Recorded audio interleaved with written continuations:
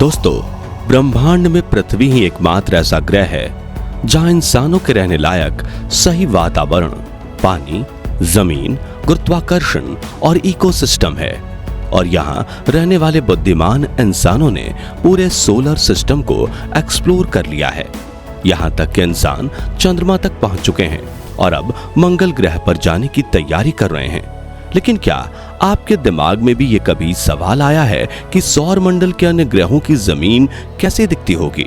अगर हाँ, तो इस वीडियो को पूरा जरूर देखिए, क्योंकि आज हम आपको सोलर सिस्टम के सभी ग्रहों के रियल वीडियो और फोटोज दिखाकर बताएंगे कि आखिर उनकी जमीन कैसी है और क्या वहां पर भी मिट्टी है, पत्थर है, धातु है या कुछ और साथ ही ये भी जानेंगे कि क्या वहां पर भी वायुमंडल मौजूद है या नहीं।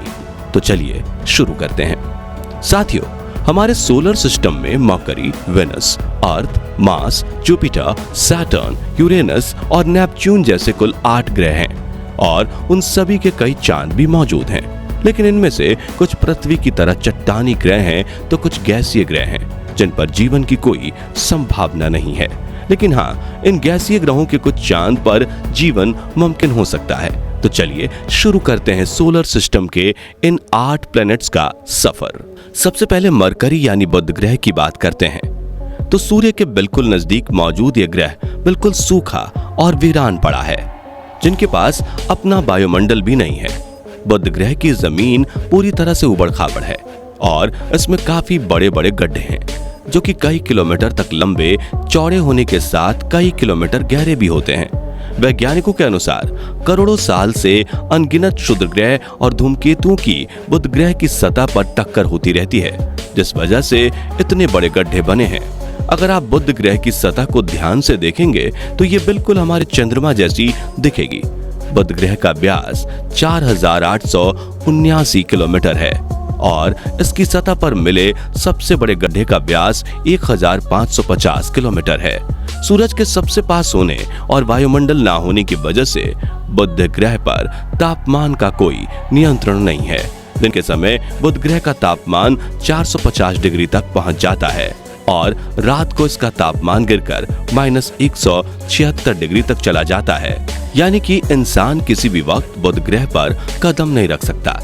एक और इंटरेस्टिंग फैक्ट ये है कि बुध ग्रह का गुरुत्वाकर्षण पृथ्वी के गुरुत्वाकर्षण का सिर्फ 38% है। यानी अगर पृथ्वी पर आपका वजन 100 किलो है तो वह बुध पर 38 किलो ही होगा। चलिए अब बात करते हैं सौर मंडल के दूसरे ग्रह वीनस यानी शुक्र की, जिसे सोलर सिस्टम का सबसे गर्म प्लेनेट कहा जाता है।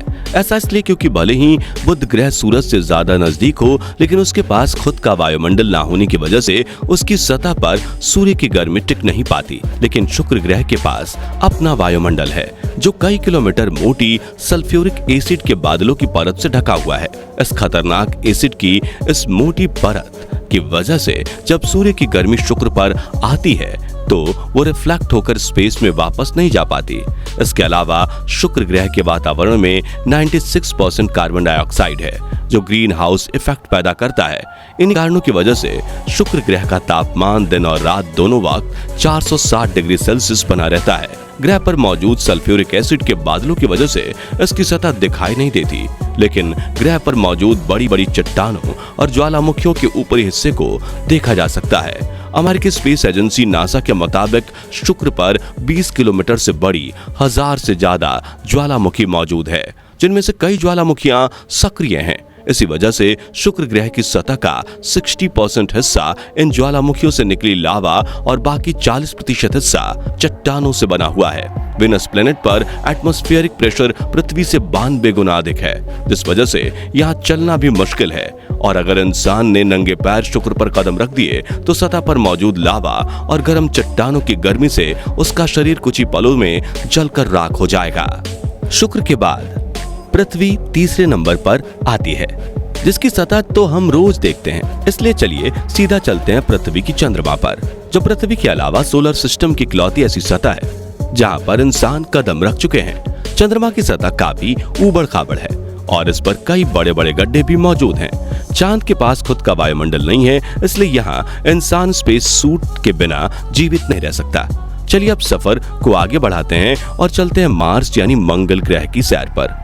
पृथ्वी के बाद सूर्य से चौथे नंबर पर आने वाली इस प्लेनेट की सतह लाल रंग की है, इसलिए इसे रेड प्लेनेट भी कहा जाता है। दरअसल मंगल ग्रह की जमीन में काफी अधिक मात्रा में आयरन और अन्य धात्विक खनिज पाए जाते हैं और इसी आयरन का ऑक्सीकरण होने की वजह से यहाँ की सतह लाल है। मंगल ग्रह पर ठंडा और पतला वायुमंडल है, जिसकी वजह से सूरज की ज्यादातर गर्मी सतह से टकराकर फिर से अंतरिक्ष में चली जाती है और पानी ज्यादा देर तक लिक्विड फॉर्म में नहीं रह पाता। मंगल ग्रह पर आयरन की धूल से भरी आंधी के बवंडर चलते हैं।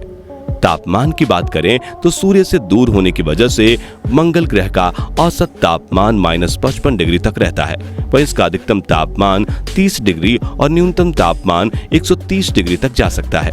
मंगल ग्रह की सतह पर कई धारियां दिखाई देती हैं, जिन्हें देखकर लगता है कि मानो पहले यहाँ जल का प्रवाह होता हो और उसी से धारियां बनी हो। मंगल ग्रह की इस सतह को देखकर कई वैज्ञानिकों का मानना है कि पहले यहाँ जीवों की बस्ती जरूर रही होगी, जिसका किसी कारणवश विनाश हो चुका होगा। खैर, अगर आप जानना चाहते हैं कि वैज्ञानिक मंगल ग्रह में इतनी दिलचस्पी क्यों दिखाते हैं, तो आप एंड स्क्रीन और डिस्क्रिप्शन में दी गई लिंक से हमारा वो वीडियो देख सकते हैं। बुध, शुक्र, पृथ्वी और मंगल ग्रह एस्टेरॉयड बेल्ट यानी शुद्ध ग्रह पट्टी के अंदर होने की वजह से इन चारों को इनर प्लेनेट यानी कि आंतरिक ग्रह कहा जाता है। इन चारों ग्रहों की जमीन चट्टानी है। खैर चलिए अब सोलर सिस्टम के एस्टेरॉयड बेल्ट को पार करते हुए आउटर प्लैनेट्स यानी कि बाहरी ग्रहों पर चलते हैं। तो सबसे पहले आता है सौरमंडल का सबसे बड़ा प्लैनेट जुपिटर यानी बृहस्पति ग्रह। दोस्तों, इस ग्रह को गुरु ग्रह या गैस जायंट कहा जाता है, यानी कि यहाँ कोई ठोस सतह नहीं है, बल्कि यह ग्रह पूरी तरह से गैस और तरल पदार्थों से बना है। जुपिटर ग्रह का आकार इतना बड़ा है कि इसके अंदर 1300 पृथ्वी समा सकती है। इसका वायुमंडल 1/4 हीलियम द्रव्य के साथ मुख्य रूप से हाइड्रोजन से बना हुआ है, जो हजारों किलोमीटर की गहराई तक फैला हुआ है, जो नजदीक से देखने पर तूफानी बादलों के रूप में दिखाई देता है। दोस्तों, बृहस्पति ग्रह को सोलर सिस्टम का वैक्यूम क्लीनर भी कहा जाता है, क्योंकि यह सौर मंडल में आने वाले बाहरी उल्कापिंडों को अपनी तरफ खींच लेता है और अगर ऐसा ना होता तो शायद वे उल्कापिंड पृथ्वी या अन्य ग्रहों से टकराकर भारी तबाही मचा देते। इसी तरह साल 1994 में एक बड़ा धूमकेतु पृथ्वी की तरफ आ रहा था, लेकिन बृहस्पति ने उसे अपनी ओर खींच लिया और एक भयंकर विस्फोट के बाद सब शांत कर दिया। दोस्तों, अब बात करते हैं सैटर्न यानी कि शनि ग्रह की। इसके चारों ओर एक खूबसूरत रिंग दिखाई देती है, जो जमी हुई बर्फ के छोटे छोटे पार्टिकल और चट्टानों के टुकड़ों से बनी है। जब ये बर्फ सूर्य से आने वाली किरणों को रिफ्लेक्ट करती है तो ये चमकती हुई नजर आती है। शनि भी एक गैसीय ग्रह है, जिसका वायुमंडल 96% हाइड्रोजन, 3% हीलियम और 1% अमोनिया और इथेन जैसी गैसों से बना हुआ है। इस ग्रह पर भी ठोस जमीन नहीं है, इसलिए हम इस ग्रह पर कदम नहीं रख सकते। जैसे जैसे शनि ग्रह के वायुमंडल में नीचे जाया जाता है, वैसे वैसे इसमें मौजूद हवाओं की रफ्तार तेज होती चली जाती है और आपको ये जानकर हैरानी होगी कि शनि ग्रह पर बहने वाली हवा की रफ्तार 18 से 2000 किलोमीटर प्रति घंटे तक चलती है।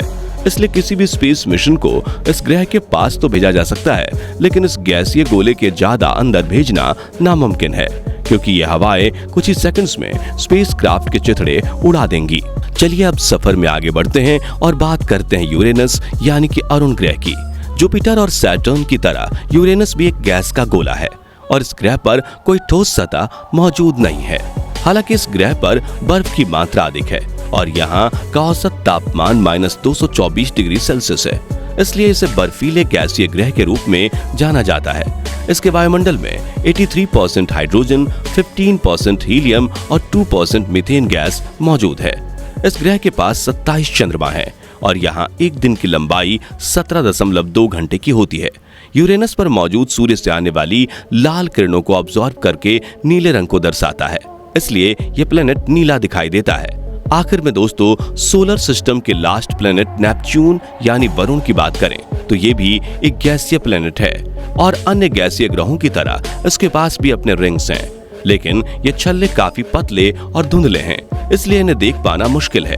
इस ग्रह के वायुमंडल में 74% हाइड्रोजन, 25% हीलियम और करीब 1% मीथेन गैस है। इसके वायुमंडल में बर्फीले बादल मौजूद हैं और इस ग्रह के पास भी कोई ठोस सतह नहीं है। गैस और बर्फीले बादलों से बने इस ग्रह का रंग नीला है और इस पर करीब 2000 किलोमीटर प्रति घंटे की रफ्तार से हवाएं बहती हैं। यह सौर मंडल का चौथा सबसे बड़ा ग्रह है और इसका आकार पृथ्वी के आकार से करीब 4 गुना और वजन 17 गुना भारी है।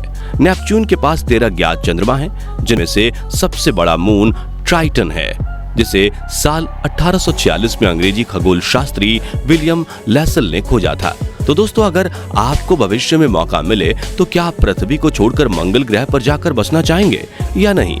और इन 8 ग्रहों में से आपको सबसे खूबसूरत ग्रह कौन सा लगा? कमेंट करके जरूर बताइए। और वीडियो पसंद आया हो तो इसे लाइक और शेयर करने के साथ जानकारी से भरपूर ऐसे ही कमाल की वीडियोस देखते रहने के लिए हमारे चैनल को सब्सक्राइब करके नोटिफिकेशन बेल को जरूर प्रेस कर दीजिए। मिलते हैं आपसे अगले वीडियो में। धन्यवाद।